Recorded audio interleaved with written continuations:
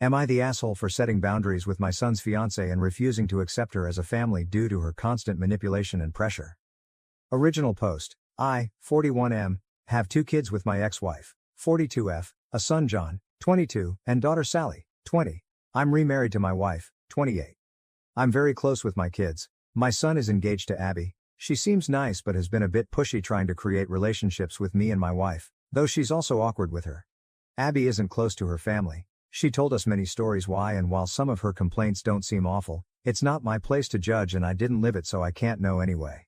We've tried to be welcoming but Abby has forced her way into some family traditions where she wouldn't have been invited, and some where no one outside of a specific family would have.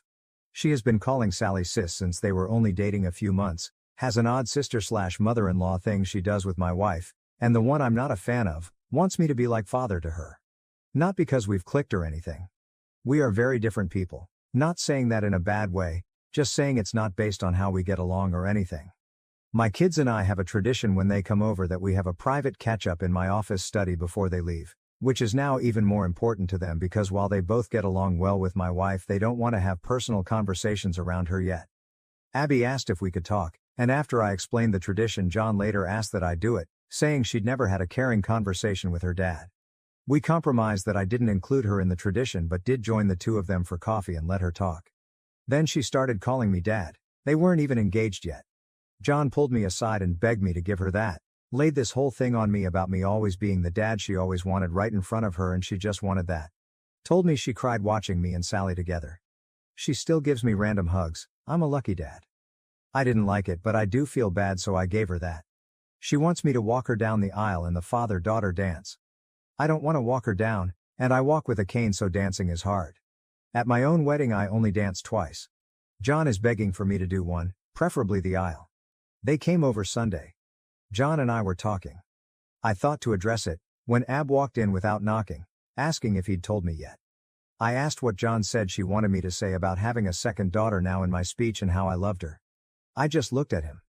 She asked if I'd do the walk and dance for Sally. I said of course. She yelled she's my daughter too and I said it will never be the same, Sally is my actual daughter. I tried to explain that I'd talk about her being a happy addition to the family and I love how happy she makes Jack, which I thought was a good compromise, but she started crying. John apologized and they left, but he called me when they were home, nearly begging me to. AITA because I won't lie and say I love her or she's my daughter. Update 1. I had planned on writing this sooner but life got in the way in a couple of really good ways, but people were helpful and asked for updates, and I have a surprise-free day, so here it goes. On Mother's Day my kids and their partners go to visit my ex-wife. So it turns out my ex-wife and Abby are a lot closer than I realized.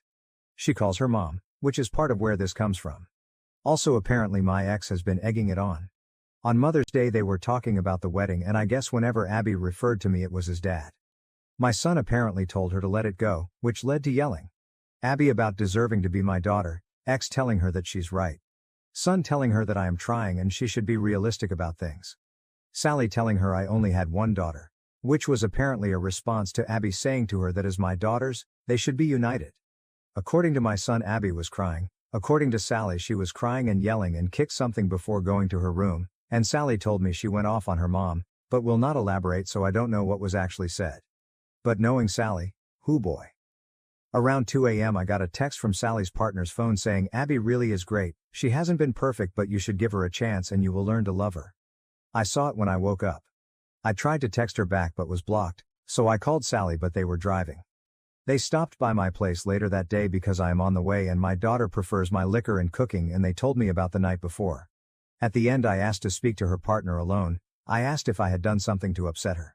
She was confused and I told her I was blocked.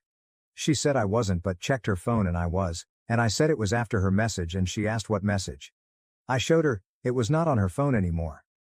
At that point we brought in Sally and caught her up, neither of them were happy. A couple of days later, John and Abby dropped by unannounced. Not something we really do in this family, but okay fine, I had mad salmon, does not take long to cook. I cook 2 more, and my wife serves while I make drinks. The entire night was Abby trying to bring up the wedding. John trying to change the subject, Abby not allowing that. We talk logistics because I am helping them get some good deals through some professional contacts I have when finally she just says so I was talking to mom, She said that you can walk me down the aisle and she'll do the dance, or you can dance and she'll walk, it's your call but you need to choose soon. I reiterated that I could not dance.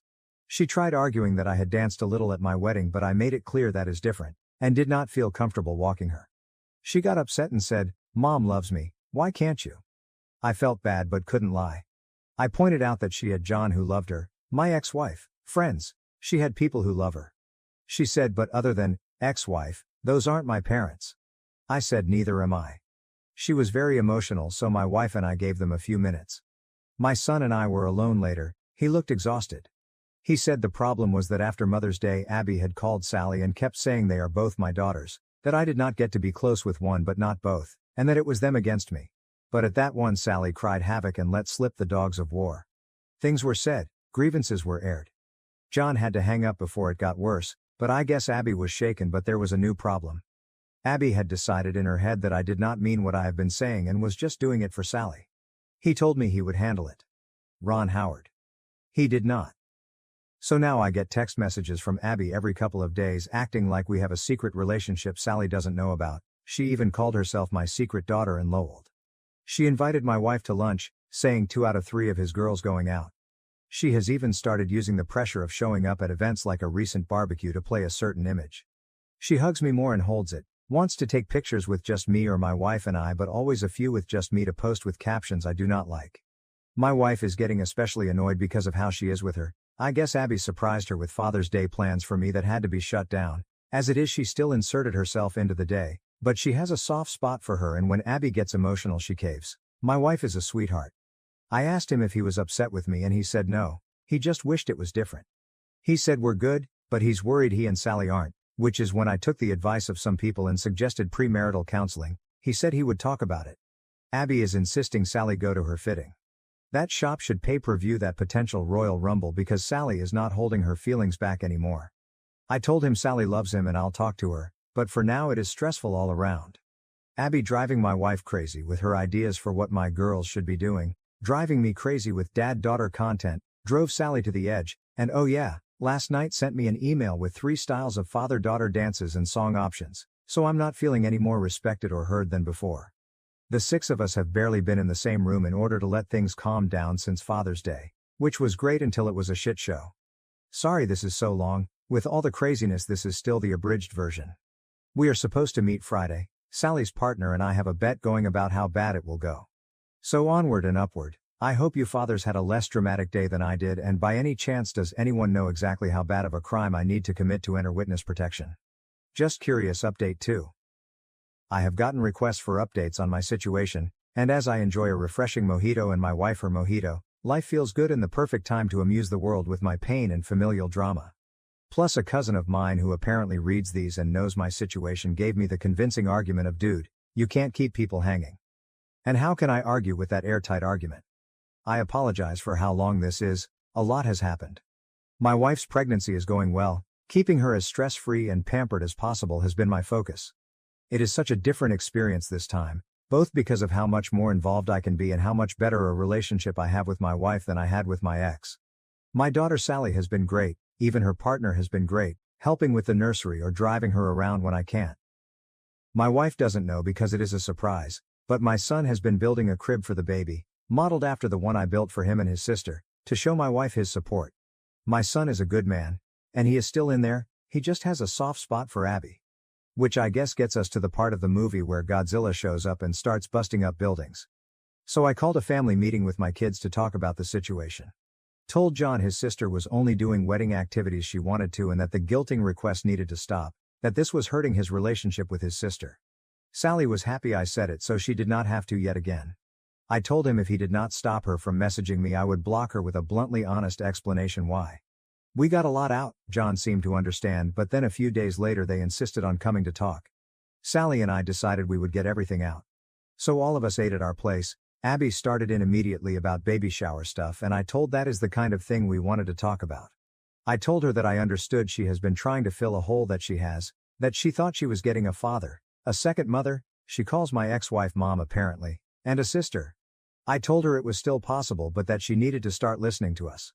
I told her that for the sake of family we would give her a fresh start, if she agreed that moving forward she would respect our boundaries.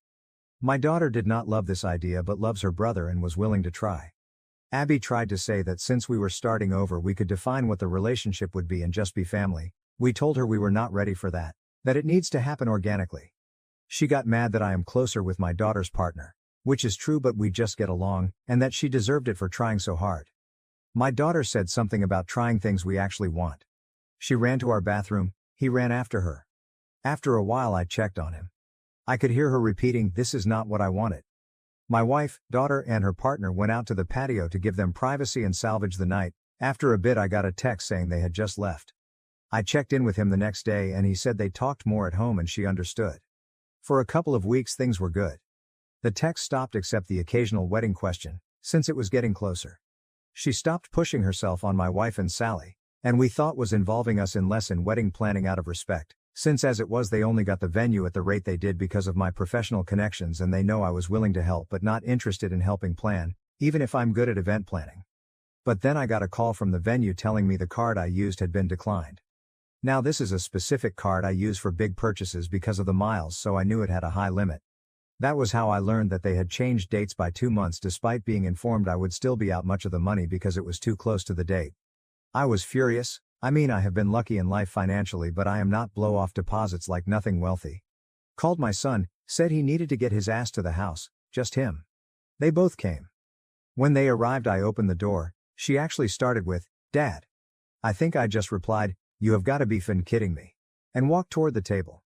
Abby had the nerve to ask where dinner was. My response was not polite as I made it clear that was not why they were here. I hoped my son would not lie to me so I asked what was going on with the venue. She started going into wedding details but my son interrupted to tell me they postponed because my ex-wife was unavailable because of a surgery and he had not told me because he was putting money together to pay the lost money himself, and he had just reached out to guests to let them know. And that is when Abby's mouth opened. "We have extra time to work on our dance." Now during this time my wife came home, and I was walking her toward the bedroom when Abby said that. My pregnant wife with me said, calmly, "I have different feelings about that and will elaborate further shortly," or something like that. Then I laid my wife down and got her water, turned on her symphonic covers of popular songs and walked back to the table and said something like, "You are out of your fee mind, have you ever been listening?" I made it clear I was done with this nonsense, we all were. And kind of lost it asking she did not hear us last time because her head was up her ass.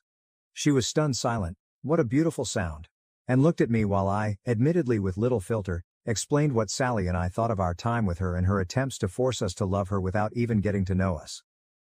She started crying and stood up and shouted, "Then what was this even for?" John asked what she meant, if she meant them, and he started to freak out. She was frantic and said she meant delaying the wedding. Because, and I'm pouring another drink to write this, it was a ploy.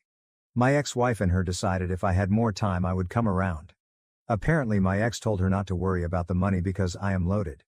She has always been bitter. I make so much more than I did when we were married, as if that is out of spite rather than my career arc. I think she did that on purpose, frankly. But she not only told me that lie, she and my ex told John as well. He was distraught. Repeating "you lied to me," as she tried to spin it, but he was letting it out about how much he has defended her and covered for her, and she lied to him too. She was defensive and blamed my ex for telling her things and me for being stubborn. She yelled, "Why can't I just call him Dad?" And finally, after so long, I heard John respond, "Because he is not your effing dad." She started crying and something about his being the one that told she could call me that, and he said he told her she might be able to eventually, but he had told her again and again to slow down. She started sobbing and went to sit on her chair but missed and fell on the floor. Appreciating physical humor to break the tension, I admittedly chuckled and hid my mouth behind my drink. This all led to a lot of sobbing. I said I needed to check on my wife, and as I walked out she was repeating, "I just want him to be my dad too." I came out and he was walking her to the door and apologized. I said not to. They left.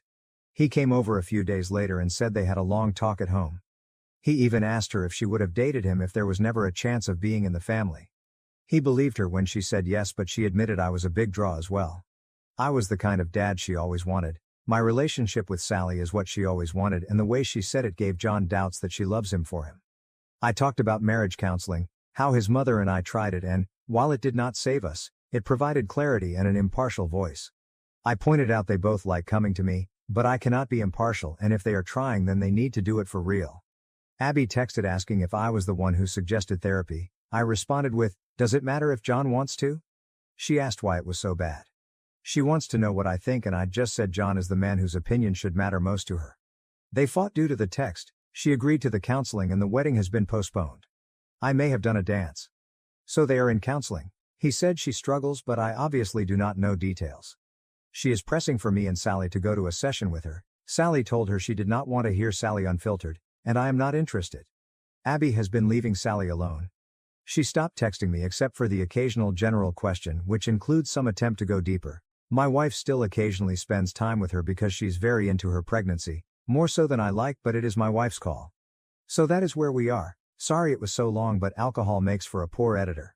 Update 3. I was told I should do updates here. People have been asking me to and to get into what went down on Father's Day and at their mother's house. I have been extremely busy these last few months, but am enjoying my temporary unemployment and thought of this account because of the recent Thanksgiving drama. I will do an update and then we'll share what happened earlier. Oh, and to whomever made the joke that Abby finally got me to dance, that made me laugh, I shared that with the family. My time has been largely caring for my wife. I tend to dote, I know. We are having a boy.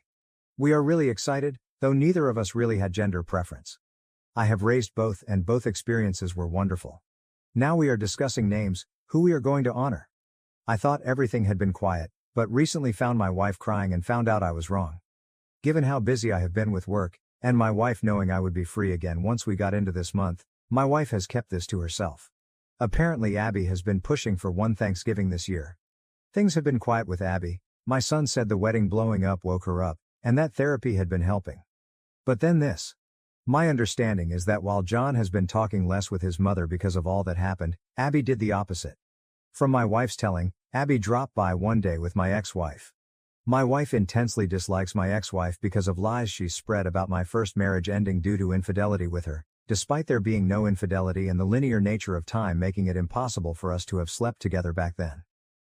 Before anyone asks, my ex-wife does not actually think there was infidelity. I would get into that, but I am sure I would sound biased. Anyway, my wife looked at our camera app, saw who it was and called my daughter. Apparently the two of them were keeping things from me because I was working 18-hour days and they did not want me dealing with anything else. I wish they had not done that, but I appreciate the thought. I am really lucky to have such caring people around me. My daughter called her mom and said something that made them leave in a hurry. She will not tell me what, but she smiles when I ask. I called John, but he was dealing with some hard work news, so I just was there for him and left the other alone. The next day Abby came back, alone this time. My wife saw it was her and asked her what she wanted through the door. Abby said to apologize. My wife let her in, she is too nice, and after a nice talk Abby asked about the whole family getting together for Thanksgiving. My wife said of course, she assumed as much. A couple of days later in our group chat we were discussing details, who brings what, and Abby asks what else is needed. I say John already committed and she asked what about my ex-wife, what should she bring? In the time I have known Abby she has never made an intentional joke that funny. So I asked what she was talking about and she mentioned the whole family comment, and my daughter and I both asked what made her think we counted her as family. She actually replied, she is my family. I don't have a dad who wants me, just a mom, and my mom deserves to be with family on Thanksgiving. Sally replied, well, we'll miss you and John then. Abby asks how she can say that. Sally asks how she can be so stupid. John says not to call her stupid and I say that is fair, but there is no real way she thought my wife thought she meant my ex-wife. At this point my wife had filled me in. And then, this is so stupid. She uses my son's phone to add my ex-frigging wife to the group chat. She then thanks us for the invitation and asks what she can bring. As I was typing my daughter beats me to it and asks what she thinks she is doing. She knows she is not welcome, but says it less politely. My wife types, you could not have thought she was included when I said family. Abby responded that she was not coming as my family but as hers. Sally let her mom have it. She already is not talking to her much and said if my ex-wife is there then she is not. I mentioned there was never a chance X was going to come and said I understand Abby and John wanting to go to their mom's house so she is not alone. John typed, plans not definite, we'll let you know. He has since told me that he is not going to go to his mom's place but wanted to tell Abby alone first. All I can think about is the comment about not having a dad who wants her, because it means she is still thinking about me as a dad, I believe. Just a negligent one. I mentioned that to my son and he said he noticed it too and had brought it up at therapy, because family is such a frequent topic, though I obviously do not know the details. Wow, I thought this would be brief but that was a lot. I will get into the crazy stories later if there are people seeing this who want me to. I do not know how posting from here works in terms of anyone seeing it, but this has been good to get out. Relevant comments. Commenter 1. Someone needs to explain sunk cost fallacy to John. I genuinely cannot believe he is still with her after the sheer volume of times she has disrespected him, his boundaries, and your family. Maybe this was back in an earlier post, but has anyone really taken the time to reason with him that there are other women out there and he deserves so much better than this kind of relationship? OOP, I had a talk when this started. So did his sister. After the blow-up with the wedding, his sister and I took him out for a game and some time to really talk after. That was when he apparently demanded counseling. I am happy that for now marriage is on hold, at least. He is seeing her a bit more honestly, but is still too optimistic, in my view. OOP needs to let his wife know not to let Abby in when he is not home. OOP. I have asked my wife to never let her in if I'm not here after last time. Well, actually I had already asked her, but after the last incident my wife has agreed. You are exactly correct that she takes advantage of my wife's kindness, though once our boy is here I think she will be very protective and will hold strong. I have told John that Abby will not be holding our baby, at least for the foreseeable future. OOP and his daughter need to have a serious talk with his son about Abby. OOP. His sister and I had a serious conversation with him a little after everything blew up. It seems to be what inspired both his demand for counseling and putting the marriage on hold. He is better about seeing her honestly. His sister said something about Abby having similarities to their mother, which would have been fighting words from anyone else, and I saw the temper that rarely comes out. But then he listened because she clearly put thought into it. I never thought about it. I am proud to have kids smarter than me. I know my boy doesn't come off as a genius in these posts, and fair enough in that department, but professionally he is brilliant. She laid her reasoning out in excruciating detail. He listened though because she was not enjoying it at all. It was sincere. Some seem to have clicked because since that talk he has been different with her. I just am not getting my hopes up. Commenter 2. When two crazies are feeding off each other's crazy, they can start thinking anything is possible. I have a feeling that even if your son leaves her, she's not going to go away peacefully. Her and your ex sound like peas in a pod, unfortunately. OOP, my daughter really went at him, pointing out their similarities. She made her case well and thankfully it shook him up. Thank you for watching. If you haven't subscribed yet, please do so and hit the notification bell to stay updated with more shocking real-life stories happening around you. At my late husband's funeral, my in-laws returned after 8 years, demanding control of our company and house as his biological parents. Recently, I, a 34-year-old woman, lost my 38-year-old spouse to leukemia. After 10 years of dating and 8 years of marriage, we were business and life partners. As I deal with an unforeseen circumstance that arose at his funeral, I am still trying to digest everything. 5 years ago, my husband received a leukemia diagnosis. In recent months, his condition dramatically worsened despite intensive treatment. He stayed committed to our plastic recycling company, which we started from the beginning, despite his illness. He would video call me to talk about operations and future plans, even from his hospital bed. He was committed and progressive all the way to the end, and that was simply who he was. His funeral last week was where the real trouble started. I was surprised to see my brother-in-law, 40, and my in-laws, both 65 there. After a major falling out over our business endeavor, they had not spoken to us for 8 years. They had consistently given preference to my brother-in-law, treating my husband as though he were somehow less deserving of their care and assistance. They made a concerted effort to dissuade my husband when we first started our firm, saying he was simply mimicking his brother, who had announced a similar initiative. However, this was after we had already completed our market research and started establishing our business. I remained calm and kept my distance from them during the funeral service. But when the majority of people had left, my in-laws came up to me and said they had important things to talk about. At first, people tried to seem understanding by offering their sympathies and inquiring about my husband's last days. I responded succinctly, recalling that they were aware of his health but never paid him a visit during his illness. Then their real motivations became apparent. They began discussing proper inheritance and family responsibilities. To my surprise, they insisted that I give them full control of our company, saying that my brother-in-law could help them run it more effectively. They changed their strategy and demanded our house after I adamantly refused. Their justification was especially offensive. They said that a widow without children didn't require such a large house and that they could make more money by renting out their current residence. Their boldness left me speechless. My husband and I had planned our future together, and this was the house we had created. We have recollections of our lives together in every nook and cranny. It seemed as though they were attempting to obliterate our entire history with their demand. They got combative, threatening legal action and asserting their rights as his parents when I told them that this was not happening at all. They are unaware that my spouse had prepared for this possibility because he thought it might occur. He made a video addressing his parents in particular a month prior to his death. If they ever attempted to seize his assets after his passing, he wanted me to play it for them.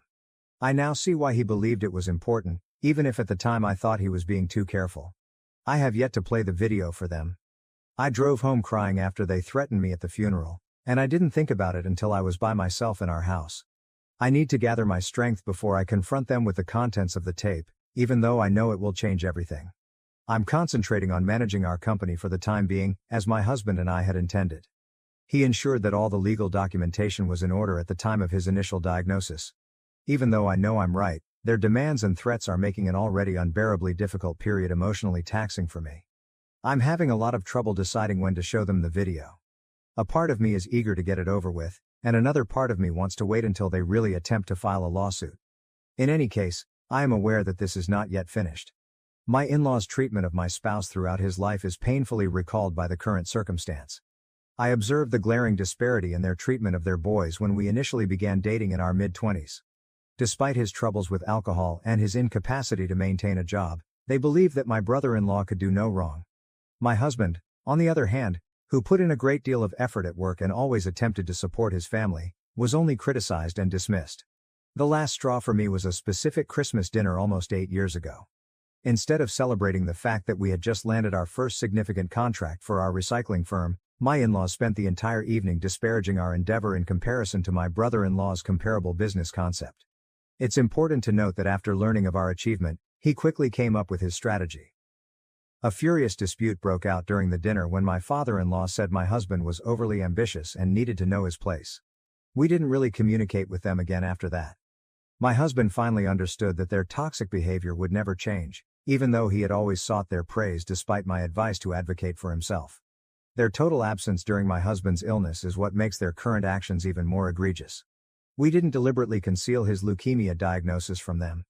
Even though they must have been aware of how bad his situation was, they never once inquired about it, sought out, or expressed any desire in getting back together, even though the news had traveled through family connections and they lived in the same city. Over the past 5 years, we have solely concentrated on expanding our company and helping one another during his medical treatment.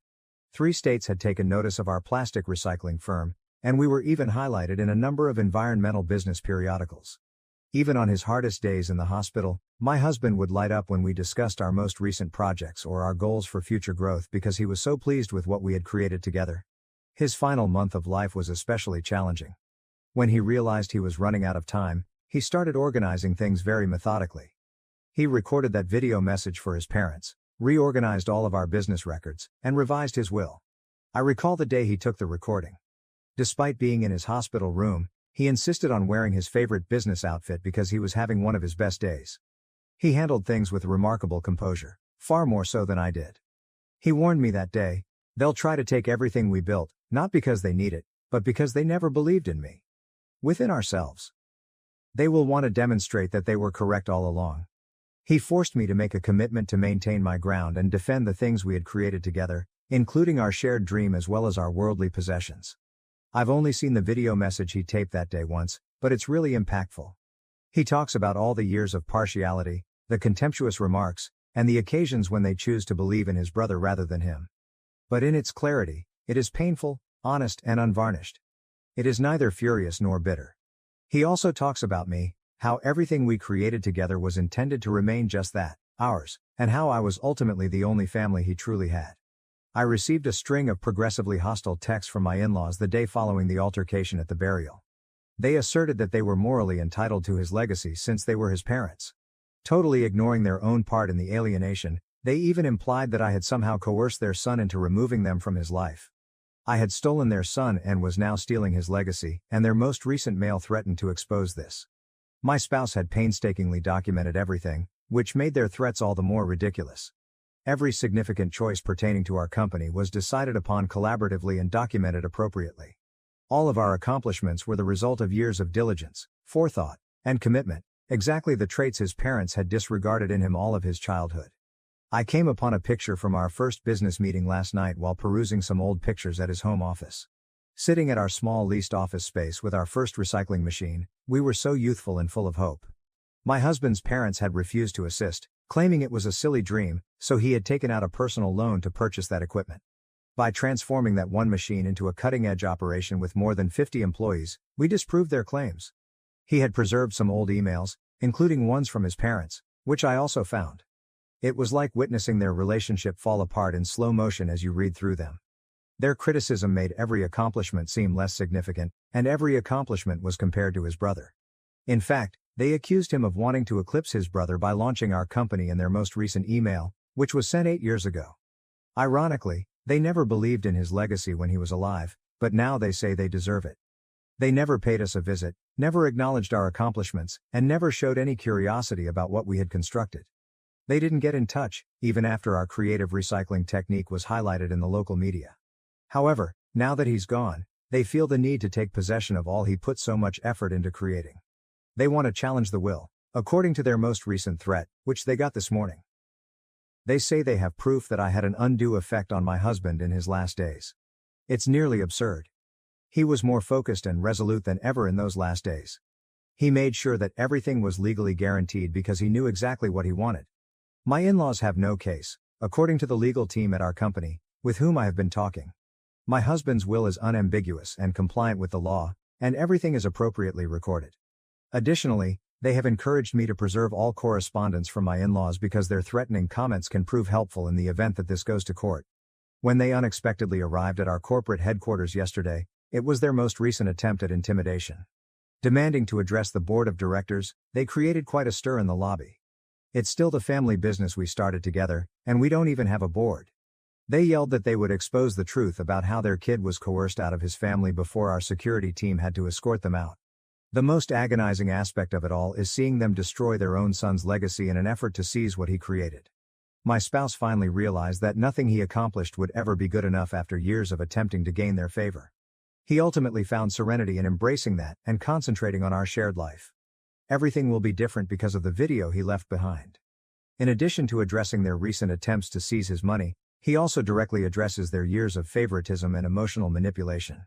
Speaking with the same quiet strength he often displayed in business meetings, he taped it while sitting in his hospital room in his finest suit on one of his final lucid days. I'm going to their house tomorrow to show them the footage. I've come to the conclusion that waiting any longer is pointless. They must know precisely where they are and why. My husband planned for their behavior since he knew them well enough to anticipate it. It's time for them to hear his parting speech. Just in case things go out of hand, I've already made plans for our lawyer to be available tomorrow. This video's content goes beyond simply criticizing their most recent actions. It provides a thorough description of how they treated him over the course of his life, including particular incidents and dates. Even in this, he was meticulous. The thing that most amazes me about this whole situation is exactly what my spouse predicted it would be. He was aware that they would want to take credit for the things we created together, not because they were proud of them but more because they would never be able to believe that he was successful without their help. He knew that, like they had done during his life, they would attempt to discredit his decisions even after he passed away.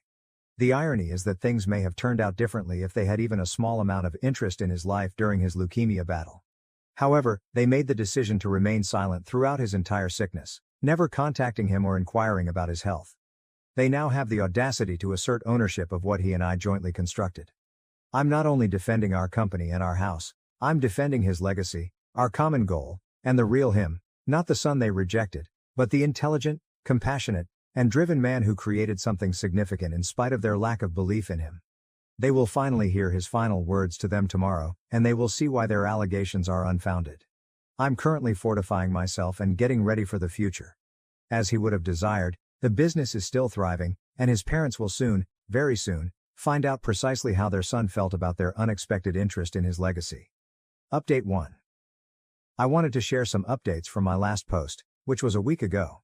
Despite the huge emotional toll of losing my husband and coping with his parents' threats, I'm lucky to have an amazing support network. To assist me cope with this new reality, my parents have temporarily moved in with me. Although he still works, my father has taken up all of my husband's practical responsibilities, including food shopping, housework, and bill payment. I've never been good at remembering to buy necessities. Since our housekeeper just resigned for personal reasons, my mother has been handling the cooking and cleaning. Unbeknownst to me, their presence has been a blessing. Concentrating on my profession has become essential to me. The fantastic team my husband and I created together is primarily responsible for the efficient operation of our company today. Throughout this trying time, they have demonstrated amazing loyalty and support. During our management meeting last week, a number of longtime staff members related how my husband had aided their professional development.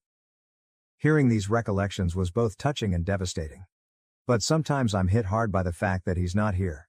His coffee mug was still on the desk, just where he left it on his last day of work, and I almost lost it when I was in his office yesterday trying to find some paperwork.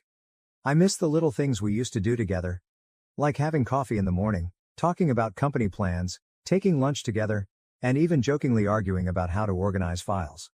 The ongoing fear of legal action from my in-laws is what makes things more difficult. Yesterday, their attorney got in touch with our legal team and made nebulous claims regarding familial rights and undue influence. Even though our attorneys told me that these accusations are unfounded, dealing with these attacks during a time of grief is nonetheless extremely taxing. Our clients' and business partners' support has been tremendous. Several people have expressed their confidence in my abilities to continue running the company, and many have written poignant letters about their experiences working with my spouse. It means a lot, especially in light of my in-laws' attempts to cast doubt on my competence to manage the company. In part to keep myself occupied and in part to make sure everything keeps going well, I've been putting in more hours at the office. Our environmental impact objectives have always been very important to my spouse, and I'm committed to upholding and advancing his vision. He was very enthusiastic about a project we are now discussing: the opening of a new recycling center in a neighboring state. Through it all, my parents have been incredible. One of them is always available if I need assistance thanks to the rotation system they have set up. In an attempt to better understand my day-to-day existence, my mother has even begun to study about how our firm is run. In order to filter out any efforts at communication from my in-laws, Dad has been taking care of all the incoming mail and phone calls. Coming home to our residence every evening is the most difficult part. Every room has memories, and without him, it can feel impossible at times. However, I'm making an effort to put more emphasis on my appreciation for the 10 years we had together than on the future we lost. Grief is the cost of love, as my mother always reminds me, and my spouse was worth every cry. Update 2. My in-laws decided to challenge the will 2 weeks ago. Our lawyer told me about the formal proceedings during our recent meeting. Even though we're not overly concerned about the result, dealing with this pointless legal dispute at this already trying time is aggravating. Now my in-laws have changed their strategy. They tried to scare me with their alleged plan in an email they sent me yesterday. They said they were entitled to everything since they were his flesh and blood, and that my attempt to scare them away with the video, which I haven't even shown them yet, wouldn't work. They even went so far as to declare that they no longer only came for the property. They now feel entitled to shares in the company. Fortunately, courts do not function according to what individuals believe they are entitled to. The communication actually thrilled my lawyer, who said it would be helpful proof of their objectives. I sent all of this information to our legal staff, who are constructing a more compelling argument against their assertions. All of this has been made possible by my parents' tremendous support. In the hopes that they could react better to a different set of parents, they even offered to speak with my in-laws, but I turned them down.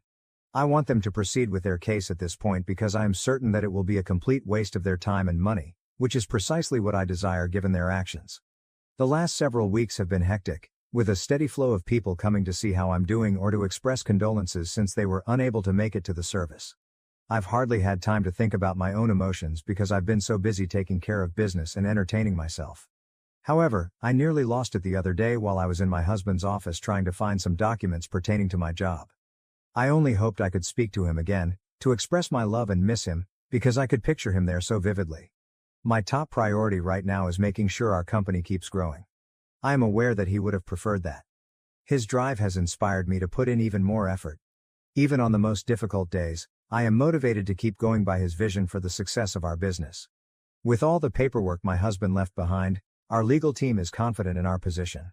Responses to any possible allegations of undue influence or family rights have already been drafted.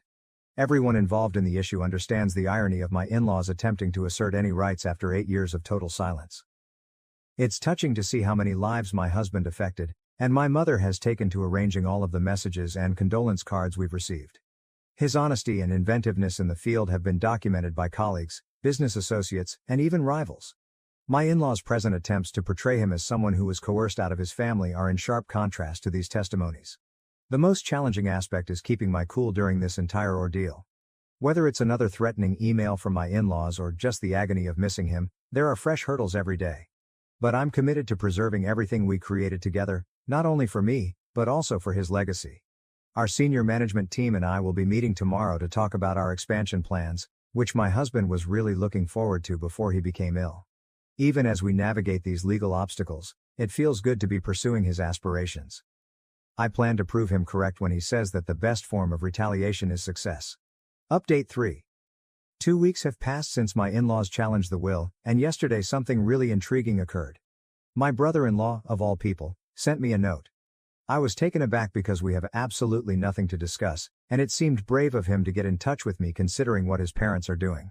We're absolutely not on terms where we can text each other casually, and we've never been very close.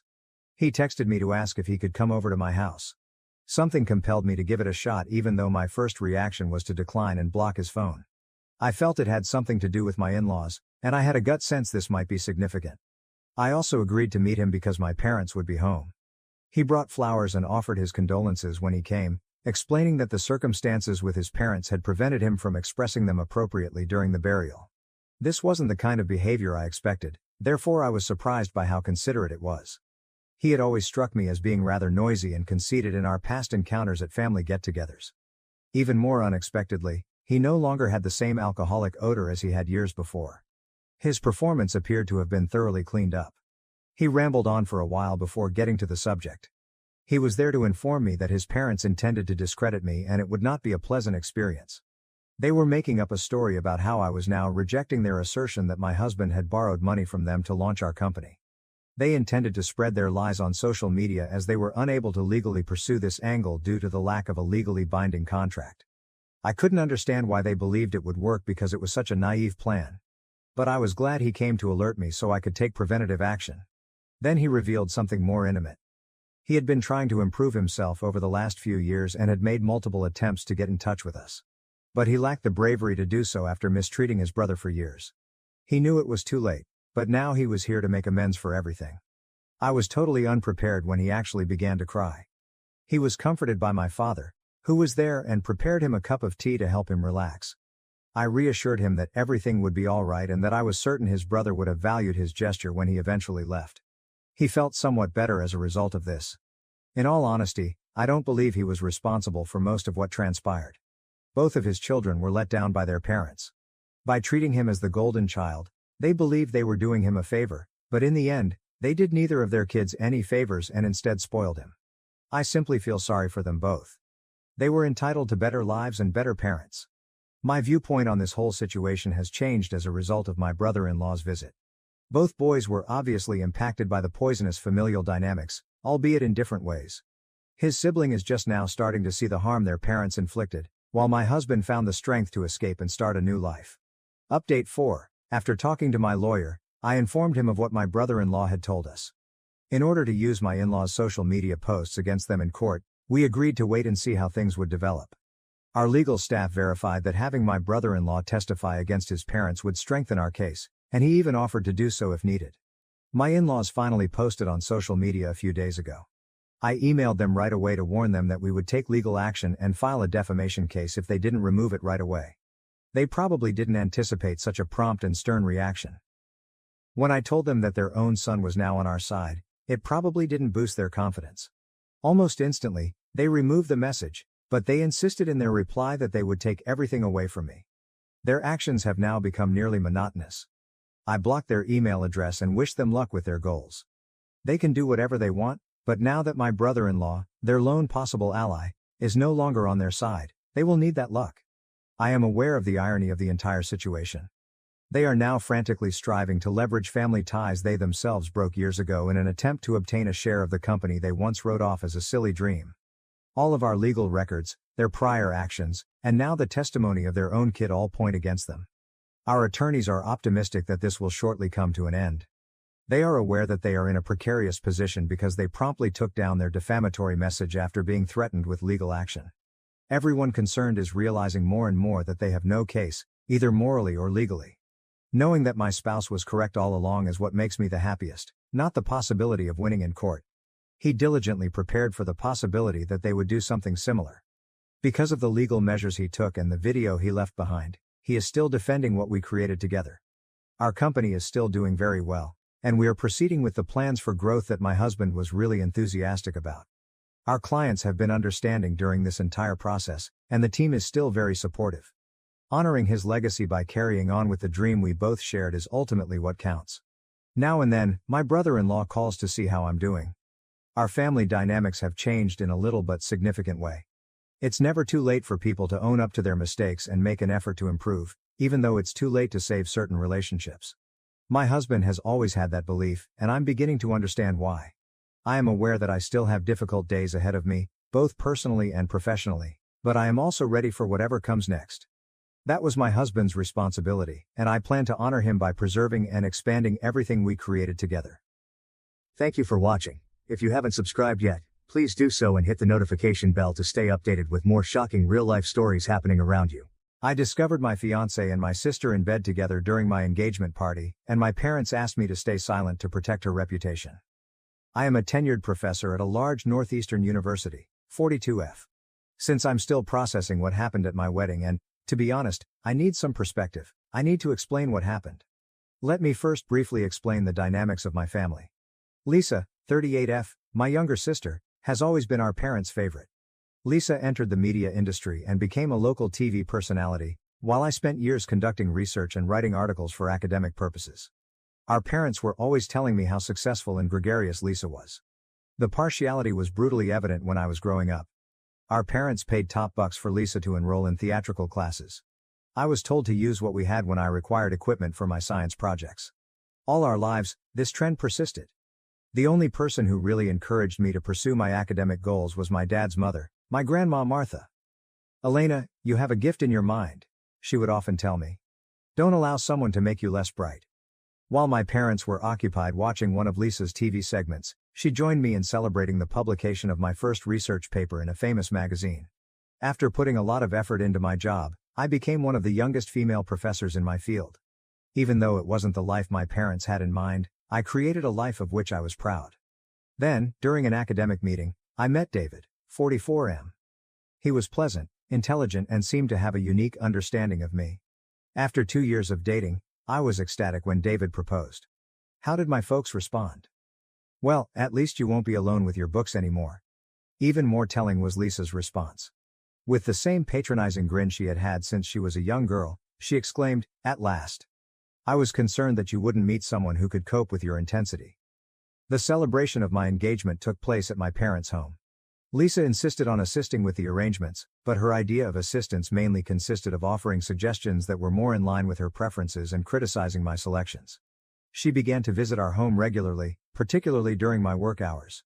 I assumed she was simply acting in her typical domineering manner. In retrospect, there were a lot of warning signs that I decided to overlook. The way Lisa would enter a room and David's gaze would follow her. How she would laugh at his jokes and touch his arm. Lisa started coming to our neighborhood at the same time that David was spending more and more late nights at the lab. I recall the final instance of normalcy before things went awry. I was standing in the bedroom from my early years, examining old pictures hanging on the wall. Several glitzy photos of Lisa were hidden below my graduation photo. It seemed appropriate, a fitting illustration of my role inside the family. However, what followed? Things took an unexpected turn at that point. Downstairs, the engagement celebration was in full force, and I became aware that I hadn't seen David in a while. I told myself he was probably just making a work call, so I went upstairs to look for him. I heard noises coming from my former bedroom at that moment. My hand was motionless on the doorknob while I stood there for a while. I opened the door even though I had a sneaking suspicion of what I would discover. David and Lisa were entangled on the bed where I grew up. I had spent many evenings studying for my PhD qualifications in the same bed. Lisa lacked even the grace to display embarrassment. "Oh, Elena, you should have known," she continued with that same condescending grin. "I always manage to achieve what I desire." The worst thing. Richard, 40M, a prosperous real estate developer, was Lisa's husband. While his wife ruined my engagement, he was gone on business, most likely closing another $1 million deal. I can't really recall what transpired next. In some way, my legs carried me down the hallway as I backed out of the room. David's voice carried that false sincerity I now knew all too well as he called after me, "Elena, hold on. It isn't what you believe." However, it was precisely what I had assumed.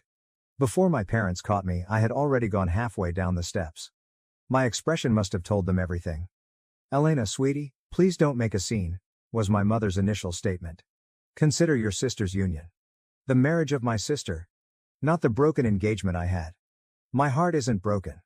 The marriage of my sister." With a low, anxious voice, Dad joined in. "You are aware of Richard's fidelity issues. A prenuptial agreement exists. She might lose everything. Elena, please consider the impact this would have on the family." The family. The same family that had prioritized Lisa's needs at all times. The same family that had disregarded my accomplishments, disparaged my decisions, and now demanded that I shield their golden kid from the repercussions of her own behavior. I passed them and entered the crowded gathering. When I walked in, the room fell silent. They must have noticed something in my face. David came up the stairs, buttoning his shirt hurriedly. Her flawless makeup was a little smudged a few moments later. My voice was unusually steady as I continued. "I apologize, but the engagement is off. I have to go, but please enjoy the food and beverages." Whispers and gasps began instantly. Behind me, I could hear my mother's shoes clicking quickly on the floor, but I continued. I went outside to my car after grabbing my keys. David was beckoning me, demanding an opportunity to clarify. Mom was crying for commitment to the family. Lisa watched from the doorway with the same angry smile, strangely mute. I packed up everything that belonged to David, including his priceless collection of rare scientific papers, books, and clothes, and drove directly home. Everything was placed in boxes. After renting a storage container and dropping off his items, I sent him the address and code to get entry. I then blocked all of his social media accounts, his email, and his phone number. My relatives began sending me messages right away, including guilt trips about how this would ruin Lisa's marriage, pleas to stay quiet about what had happened, and cautions about family loyalty. I also blocked their numbers. I came to a realization that evening while I was sitting by myself in my partially vacant flat. This was more than merely David's treachery. This was the result of my family always picking Lisa over me. I had finally had enough of them choosing her happiness above mine. I inhaled deeply, made a glass of wine for myself, and started methodically clearing out their contact details from my phone. Every time I deleted something, I felt lighter. I was choosing myself for the first time in my life. I put myself into my work after that night. My haven was the university. I worked in the lab for several hours as my research team worked on a molecular biology breakthrough project. Despite noticing my alteration, my co-workers were gracious enough to keep their distance. Richard, the husband of Lisa, arrived at my workplace 3 weeks following the engagement celebration. His normally spotless suit was a little rumpled, and he appeared exhausted. "Simply put, I need to know everything," he said. I was honest with him. He grabbed the armrest of his chair and listened in quiet, his knuckles white. After I was done, he got up, fixed his tie and remarked, "I appreciate your candor. You have at least one family member who respects the truth." Then he went away. My parents' efforts to get in touch with me grew more urgent. Voicemails about mending the family were left by Mom. Dad emailed about forgiving others and moving on. It was surprised that Lisa remained completely silent on the radio. My grandma later told me that Richard was divorcing them and had left their home. My pillar of support throughout this period was my grandmother Martha. She would sit with me, share stories about her personal challenges, and bring home cooked meals. It was her opinion that the family you choose is more important than the family you're born into. I was resolved to turn my suffering into something useful. So I concentrated on drafting my next research article. One of the best journals in my profession approved the work. A professor at another university sent me a congrats email the day it was published. Michael, 45M, was his name, and he was an expert in research facility architecture. Michael's email was kind but professional. He remarked that he had read my earlier work and that our departments might work together. I was drawn to his writing style because it demonstrated more than simply professional etiquette. There was a sincere interest in the science. We started a communication regarding the relationship between research efficiency and laboratory design once I replied. Over time, our emails grew longer and more intimate. He talked about how his own family had helped him pursue his unusual career path of integrating scientific study with building. I really ran into him one day when I was buying coffee at the school cafe. I spilt my coffee all over his white shirt while he was at our university for a conference. As I assisted him in cleaning up, Michael grinned and commented, "Well, this is quite different from our email conversations," rather than being upset. He asked if he could get me a coffee substitute. I paused. I had vowed to never date again after David, especially in academic settings. However, Michael was different in some way. Perhaps it was the way his eyelids wrinkled when he grinned, or the fact that he made no effort to impress me with his academic background. Observing my hesitancy, he laughed. "I promise I'm not a serial killer. Just a clumsy architect who'd like to replace your coffee and maybe hear more about your latest research in person." "Just coffee," I firmly stated. For the first time in months, I felt at ease as we sat and chatted. David was not like Michael at all. When I told him about my work, he listened. Really listened. With refreshing candor, he told tales of his own endeavors, triumphs and setbacks. He asked if he might see me again before heading out to his next conference session. To my astonishment, I said yes. I sat in my office that night and gazed out over the campus. I felt hope, something I hadn't felt in a long time, when the quad was covered in long shadows from the sinking sun. Not only for a possible romance, but also for the chance to create a life that was really mine, free from Lisa's persistent influence and my family's expectations. My mother texted me, "Lisa is having a hard time." And my phone chimed. "Richard is acting irrationally. She requires her sister." I took a good look at the mail before deleting it without replying. After being torched, certain bridges ought to remain burned. Rather, I opened my email and started composing a letter to Michael regarding a joint study project I was considering. I grinned as I typed, recalling how his eyes had brightened when we talked about the possibilities of multidisciplinary study. Perhaps, just possibly, this was the start of something genuine. Something that was exclusively mine, unaffected by the poisonous relationships of my past. Update 1. 6 months have passed since my previous post. Regarding Michael, the architect I actually ran into at the campus cafe, many of you requested an update. That coffee date ended up into something I never would have imagined. Following our first meeting, we began discussing our joint study project over video calls. Over time, these business-related conversations turned into lengthy discussions on anything from childhood dreams to beloved books. Michael found my passion for academics fascinating. In contrast to my family, who always considered it as a weakness. There was no plan for our first actual date. We met to go over the specifics of the project while he was in town for another conference. We both were aware that we were hungry as the meeting was running late. We eventually found ourselves in a small Italian eatery close to campus, where we chatted and shared a plate of pasta until the waiters began stacking seats. I was particularly struck by how different he seemed from David. Michael did more than just skim my most recent research publication when I mentioned it. He read it carefully and returned with insightful questions. With refreshing candor, he discussed his own professional struggles, such as a recent project that had over its budget. When he inquired about my family, it was the true test. His genuine desire prompted me to open up, despite my initial reluctance. I filled him in on everything, including Lisa, my parents' partiality, and yes, the disastrous engagement party.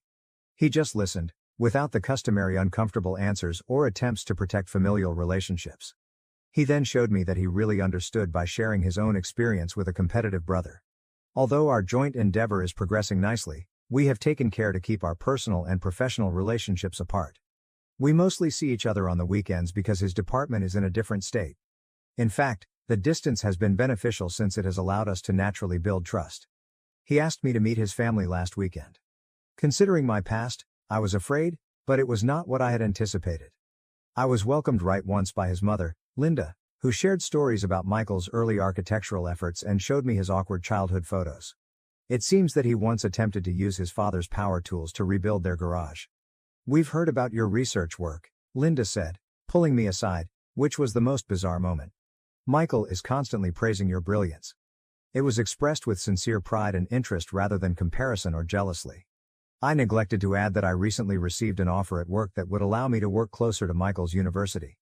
It's a prominent position that would greatly boost my career. His initial reaction when I informed him about it was, "That's incredible. Describe the research opportunities in detail." I was ecstatic with my accomplishment and said nothing about what it meant for us. I still haven't agreed to the job. I'm hesitant to make significant life adjustments for a romance after everything that happened with my family and David. However, knowing that Michael would be there for me no matter what, I feel for the first time that I can base this choice on what's best for my career. Last week, my grandmother Martha met him and approved of him. "Simply, he sees you," she said. "Not who he wants you to be, but who you are." It has been quiet, to be honest, and I haven't heard from Lisa or my parents in months. Healing sometimes entails letting go of those who don't value you, even if they are family. Update 2. My last update regarding Michael was 3 months ago. I want to share this with the group who helped me get through my worst moments since a lot has transpired. I agreed to work at the university close to Michael's.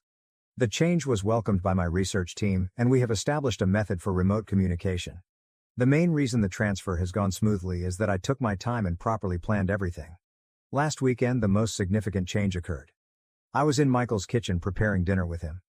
Instead of the butter I expected, he was holding a little box when he turned back to retrieve something from the refrigerator. He didn't get down on one knee or give a long speech.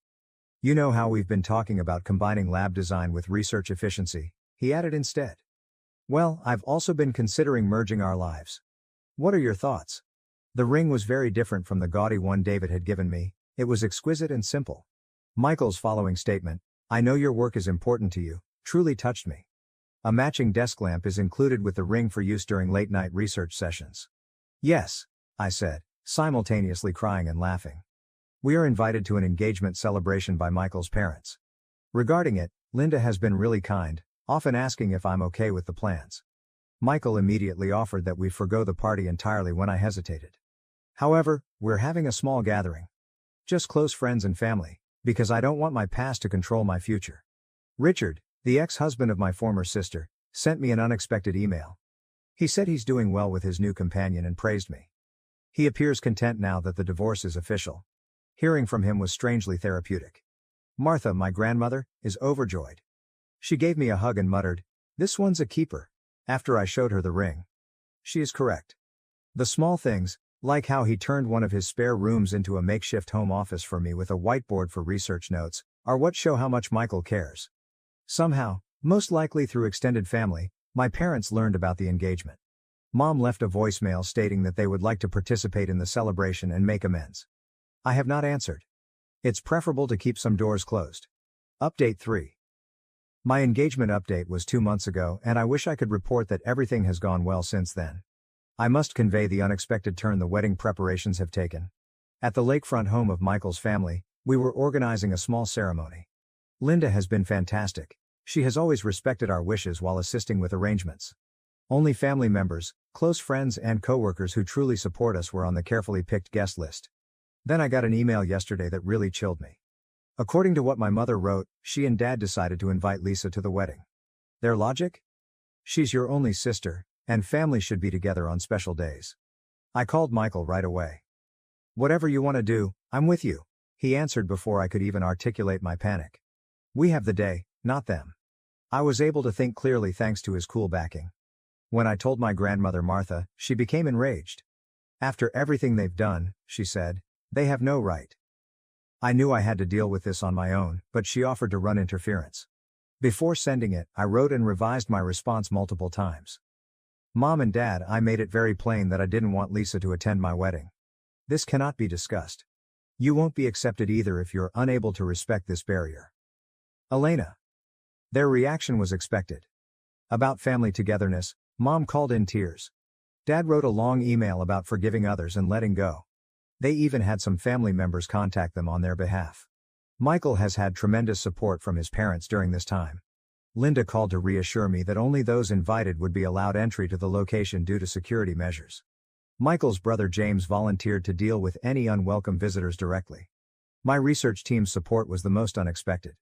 They offered to surround me with a protective circle during the wedding after I brought up the matter in a lab meeting, looking agitated. My department director, Dr. Anderson, even offered to accompany me on my wedding. Last night, Michael and I went over our wedding arrangements. If it made me feel safer, he proposed that we alter the location, the date, or even go on an elopement. However, I no longer wish to allow my family's behavior to dictate my decisions. Therefore, we're sticking to our original intentions while taking extra safety measures.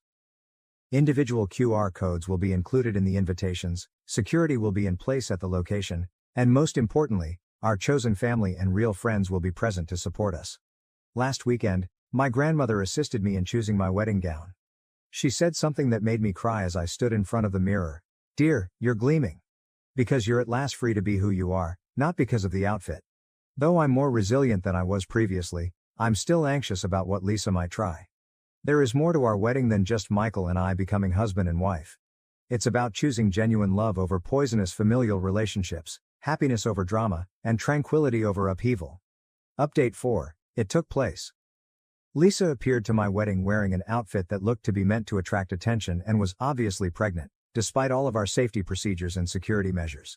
She had somehow entered through a service entrance thanks to our parents.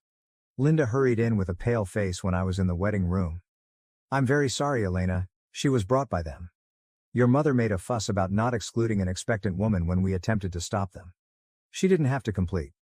My parents had already put Lisa in the front row, but Michael sent his brother James to deal with the problem right away.